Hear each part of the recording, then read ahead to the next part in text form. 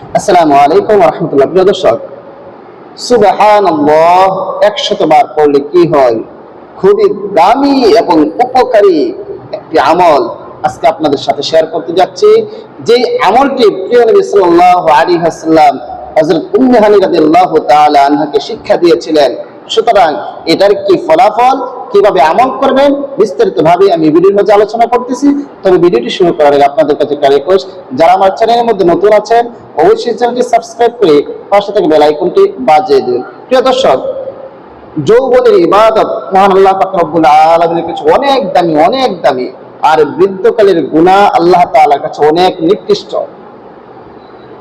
যৌবনের তাড়নায় মানুষেরা গুনাহ করতে চাইবে, কিন্তু সেই যৌবনে তারা গুনাহ না করে যে ইবাদত করে, সেই ইবাদত আল্লাহ তাআলার কাছে অনেক প্রিয়। আর হাসরের কঠিন ময়দানের মাঝে যখন সূর্য অর্ধ হাত নিচে চলে আসবে, পায়ের নিচে থাকবে তামা, এই কঠিন অবস্থার মাঝে আল্লাহ পাক রব্বুল আলামিন আরশের ছায়া ব্যতীত আর কোন ছায়া থাকবে না। আর সেই আরশের ছায়ার নিচে যে 7 শ্রেণীর মানুষ স্থান পাবে, তাদের মধ্যে এক শ্রেণীর মানুষ হচ্ছে ওই সমস্ত যুবক যারা তাদের যৌবন কালকে আল্লাহ তাআলার ইবাদতের মধ্যে কাটিয়েছে। সুতরাং যৌবন কালটা আল্লাহ তাআলার কাছে অনেক দামি, তখনের ইবাদত আল্লাহ তাআলার কাছে অনেক পছন্দের, অনেক গ্রহণযোগ্য। এই জন্যই আল্লাহ তাআলা ওই কঠিন ময়দানের মধ্যে তাদের আরশের ছায়ার নিচে স্থান দিবে, কারণ তারা গুনাহ করার সামর্থ্য ছিল, ক্ষমতা ছিল, এদিক সেদিক যাওয়ার ক্ষমতা ছিল, কিন্তু তখন তারা যাই না, আমার ইবাদত করেছে বান্দা। সুতরাং এই জন্য আল্লাহ তাআলা এই কঠিন অবস্থার মধ্যে তাদেরকে আরশের নিচে স্থান দেবে। আর বয়স হয়ে যাওয়ার পর গুনাহ করার প্রতি তেমন ইয়া থাকে না। গুনার যে খাহেসাতটা, মানে যৌবন যেটাকে বলে, সেই যৌবন থাকে না। এরপরে গুনাহ করে, এটা হচ্ছে নফসে আম্মারার পাওয়ারে, নফসে আম্মারার পাওয়ারে সেই গুনাহগুলো করে। আর এই গুনাহ আল্লাহ তাআলার কাছে খুবই নিকৃষ্ট, কারণ শেষ বয়স তো আর খাহেসাত না এত, তাই এরপরে গুনাহ করতেছে কেন? তার উপর নফসে আম্মারা গালেব হয়ে গিয়েছে, এই জন্য গুনাহ করতেছে। আর তখন গুনাহ আল্লাহ তাআলার কাছে খুব নিকৃষ্ট। এই জন্য আমরা যৌবন যুবক যারা আছি, অবশ্যই আমাদেরকে বেশি বেশি করে ইবাদত করতে হবে আল্লাহ তাআলার। আর যারা বয়স্ক আছে, আমাদেরকে সব ধরনের গুনাহ থেকে বেঁচে থাকতে হবে, বেশি বেশি আল্লাহ তাআলার ইবাদত বন্দেগী করতে হবে। আজকে সহজ একটি আমল। সুতরাং বয়স হয়ে গেলে এমন অবস্থা হয় যে যৌবন কালে যে ইবাদত গুলো করা যায়, বয়স হয়ে যাওয়ার সেই ইবাদত করা যায় না।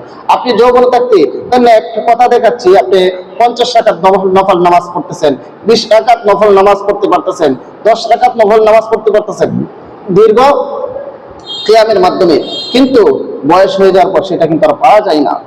আর অনেক সমস্যা হয়, হাঁটুর সমস্যা, পায়ের সমস্যা, সেই সমস্যা অনেক সমস্যা হয়, কিন্তু যৌবনে এগুলো কিছুই দেখা যায় না। এই জন্য যৌবনে বেশি বেশি করে ইবাদত করতে হবে। রাসূলুল্লাহ সাল্লাল্লাহু আলাইহি ওয়াসাল্লাম হযরত উম্মে হানি রাদিয়াল্লাহু তাআলা আনহা বয়স হয়ে যাওয়ার পরে বললেন, ইয়া রাসূলুল্লাহ, আমার তো বয়স হয়ে গিয়েছে, ইবাদত করতে পারি না, বেশি বসে থাকতে পারি না, কিছু আমল দেন যা অল্প সময় বসে আমি করে ফেলতে পারবো এবং সব বেশি হবে, এরকম কোনো আমল দেন। প্রিয় নবী সাল্লাল্লাহু আলাইহি ওয়াসাল্লাম তাকে বললেন, ঠিক আছে, তাহলে শুনে রাখো, তুমি বসে বসে যে আমলটি করবে, 100 বার সুবহানাল্লাহ পড়বে, 100 বার আলহামদুলিল্লাহ পড়বে, 100 বার আল্লাহু আকবার পড়বে, আর 100 বার লা ইলাহা ইল্লাল্লাহ পড়বে। কয়টা তাসবিহর কথা বলেছে? সুবহানাল্লাহ, আলহামদুলিল্লাহ, আল্লাহু আকবার, লা ইলাহা ইল্লাল্লাহ। এই চারটি তাসবিহ। কয়টি তাসবিহ? 4টি তাসবিহর কথা প্রিয় নবী সাল্লাল্লাহু আলাইহি ওয়াসাল্লাম উম্মে হানি রাদিয়াল্লাহু তাআলা আনহাকে বললেন, অথবা উম্মে হানি রাদিয়াল্লাহু তাআলা আনহা এই আমলগুলো করতে শুরু করলেন। প্রিয় দর্শক, এইভাবে আমল করলে কি লাভ হবে, কি উপকার হবে? প্রিয় নবী সাল্লাল্লাহু আলাইহি ওয়াসাল্লাম বলেন, ও উম্মে হানি, তুমি যদি 100 বার সুবহানাল্লাহ বলো, এটার সওয়াব কি জানো? এটার সওয়াব হচ্ছে আরবের মাঝে আরবি 100 গোলাম আজাদ করলে যেই সওয়াব আল্লাহ পাক রব্বুল আলামিন ওই ব্যক্তির আমলনামার মধ্যে সেই সওয়াব দান করে দিবে। সুবহানাল্লাহ।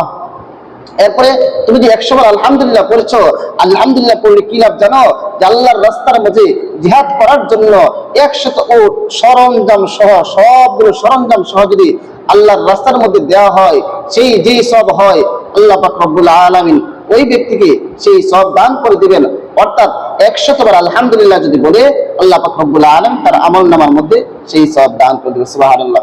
এরপরে আল্লাহু আকবার, কেউ যদি 100 বার আল্লাহু আকবার বলে, সেটার সওয়াব কি জানো? সেটার সওয়াব হচ্ছে আল্লাহ পাক রব্বুল আলামিনের রাস্তায় 100 উট কুরবানি করে, অথবা 100 উট কুরবানি আল্লাহ তাআলার কাছে গ্রহণযোগ্য হয়, কবুল হয়ে যায়। এই কবুল হওয়া 100 উটের সওয়াব আল্লাহ পাক রব্বুল আলামিন ওই ব্যক্তির আমলনামার মধ্যে দান করে দেবে। সুবহানাল্লাহ। এরপরে লা ইলাহা ইল্লাল্লাহ, রাসূলুল্লাহ সাল্লাল্লাহু আলাইহি ওয়াসাল্লাম বলতেছেন, আসমান এবং জমিনে যে খালি জায়গা আছে, একবার লা ইলাহা ইল্লাল্লাহ বললে সেই জায়গা পরিপূর্ণ হয়ে যায়। সুবহানাল্লাহ। আর সেই জায়গার মধ্যে যদি 100 বার বলা হয়, তাহলে কত সওয়াব পাওয়া যাবে আপনি একটু অনুমান করে নিন। এরপরে একবার যদি একটু লা ইলাহা ইল্লাল্লাহ বলে, আল্লাহ পাক রব্বুল আলামিন তার জীবনের সমস্ত গুনাহকে মাফ করে দেবে। সুতরাং এই অল্প সময় ব্যয় করে যদি আপনি আমলটি করতে পারেন, তাহলে অবশ্যই এই সওয়াবের ভাগীদার হতে পারবেন। তাহলে ইনশাআল্লাহ আমরা সবাই রাতে ঘুমানোর আগে বা যে কোনো সময় এই আমলটা করব। সুবহানাল্লাহ 100 বার, আলহামদুলিল্লাহ 100 বার, আল্লাহু আকবার 100 বার, লা ইলাহা ইল্লাল্লাহ 100 বার। রাসূলুল্লাহ সাল্লাল্লাহু আলাইহি ওয়াসাল্লাম হযরত উম্মে হানি রাদিয়াল্লাহু তাআলা আনহাকে এই আমলটি শিক্ষা দিয়েছেন। আমরা ইনশাআল্লাহ করব, তাহলে যে সওয়াব ইনশাআল্লাহ আমরা সেই সওয়াবের ভাগীদার হতে পারবো। সবাইকে অসংখ্য ধন্যবাদ। আর কে কে আমল শুরু করতেছেন ভিডিওটি দেখার পর অবশ্যই কমেন্টসে জানাবেন, আর ভিডিওটা বেশি করে শেয়ার করে দিবেন, যেন সবাই এদিকে আমল করতে পারে এই সহজ আমলটি।